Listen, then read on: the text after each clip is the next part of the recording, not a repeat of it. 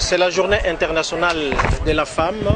Pour nous, PASCO, eh bien, nous avons estimé que nous devons plutôt parler de la journée internationale des droits des femmes. Raison pour laquelle, aujourd'hui, avec l'équipe de la planification familiale au sein de PASCO, nous allons essayer, n'est-ce pas, de partager avec vous l'importance de la planification familiale, car c'est vraiment important pour la nation congolaise.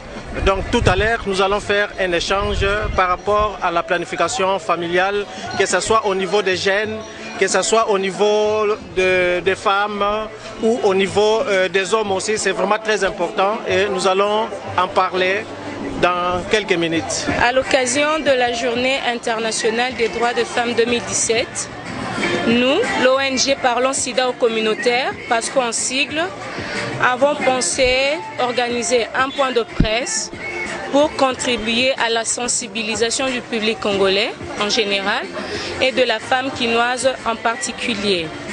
Et pour cela, sur ce plateau, nous avons Madame Katiete Angélique, prestataire au Programme national de santé de la reproduction, PNSR en sigle, et Madame Nsamouene Angèle, chargée de suivi et évaluation, volet ados et jeunes, au sein de l'ONG Parlons Sida aux communautaires.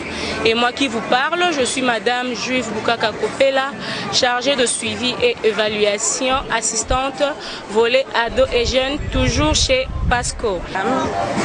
Mesdemoiselles et messieurs, chers amis de la presse, à l'occasion de la Journée internationale des droits des femmes, nous avons jugé utile de vous convier à ces points de presse au cours duquel nous allons échanger sur la planification familiale, l'une des composantes de la santé de reproduction qui apparaît comme l'une des conditions de l'égalité sans limite, thème de cette année.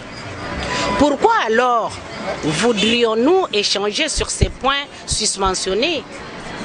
Vous conviendrez avec nous qu'après 10 ans d'expérience sur terrain, nous étions en contact permanent avec toutes les couches de la population de la RDC en général et de Kinshasa en particulier.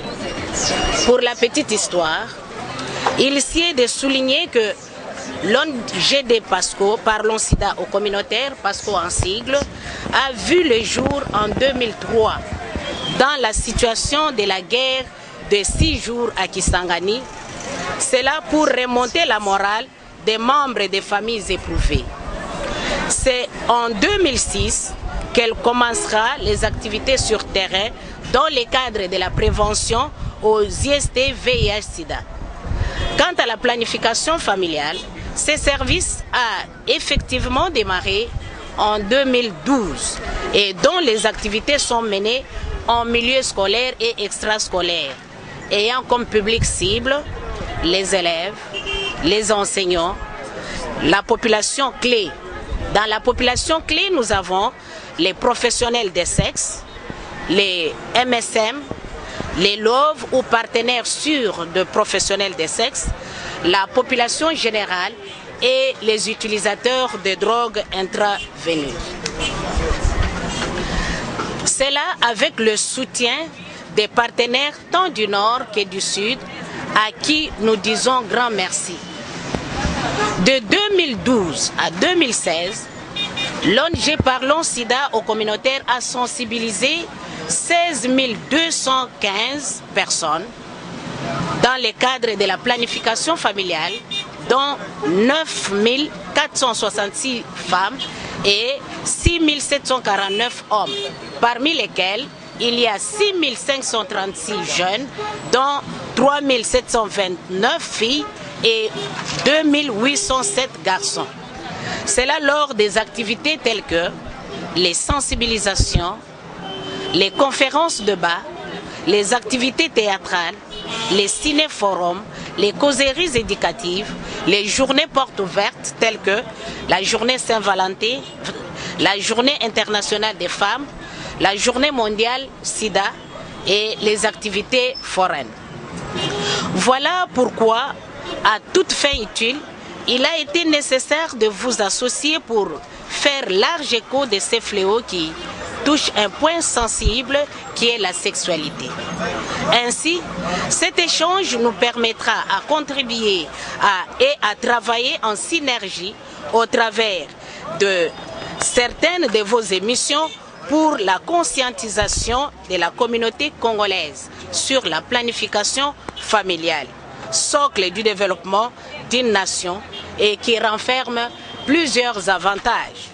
Premièrement, pour la femme elle-même, comme nous le disons dans notre thème, planifier les naissances, c'est contribuer au développement de la famille, de la communauté et de la nation tout entière.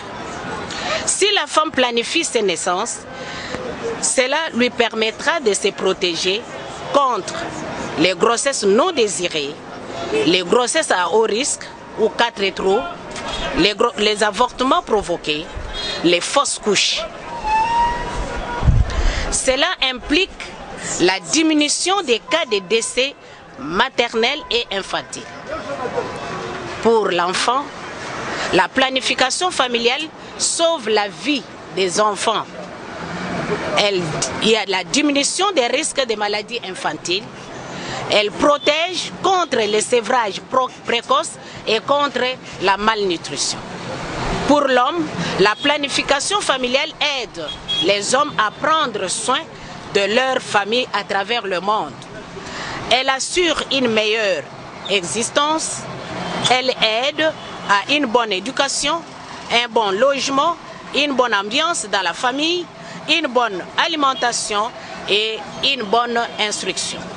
Pour la nation, la planification aide la nation à se développer, à améliorer les conditions de vie de la population, à faciliter la tâche aux autorités politiques, à rencontrer les besoins sociaux tels que la scolarisation, les soins de santé.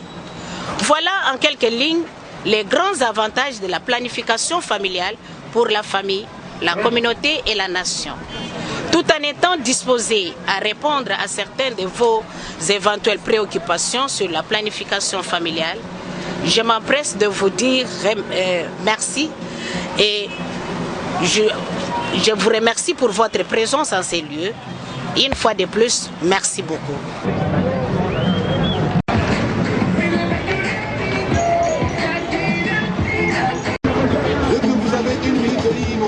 Confrontez-la à une causerie éducative sous le sida.